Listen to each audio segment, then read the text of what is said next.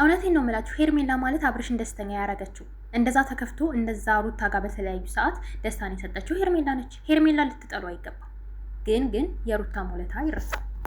ሩትዬ ደግሞ ጀግና ነች። ከዳኒ ጋር ሁና ላርግዝ አላርግዝ አይመለከትህም፣ ልጄን በራሴ መንገድ አሳድገዋለሁ ብላለች። ሄርሜላ እዚህ ጋር በጣም ከፍቷታን ተናዳለች። ምክንያቱም አብርሽን የግሏና የራሷ ብቻ ማድረግ የምትፈልገው በዛ ላይ ከአብርሽ አርግዛለች።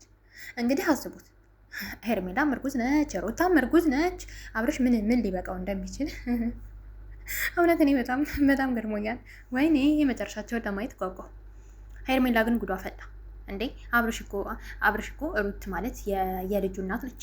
ሁለተኛ ብታረግዝም መብቷ ነው፣ ሚስቱ ነች። ሄርሜላ እኮ ነች አሁን እንደ ምንድን ነው የሚባለው? ኧረ ወይኔ እኔ ግራ ገብቶኛል፣ ምን ሊፈጠር እንደሚችል። እንደኔ እስኪ የጓጓችሁ እንደኔ የጨነቃችሁ። ሄርሜላን በእርግጥ አይፈረድባትም። ሩታ እንደዛ አብርሽን እንደዛ ስታደርገው ተቀብላ ደስተኛ ያደረገችው ሄርሜላ ነች። ባይዘወይ እዚህ ጋር ማወቅ ያለባችሁ የሄርሜላንም ውለታ እንዳትረሱ። አዎ የሄርሜላ ውለታ እንዳትረሱ። እውነቴን ነው የምላችሁ። ምንም ሆነ ምን በቃ ሴትና ወንድ ናቸው ሲገናኙ ምናምን እንግዲህ አለቀ። ወይኔ እና ሄርሜ በጣም ተጨንቃለች፣ በጣም ከፍቷታል።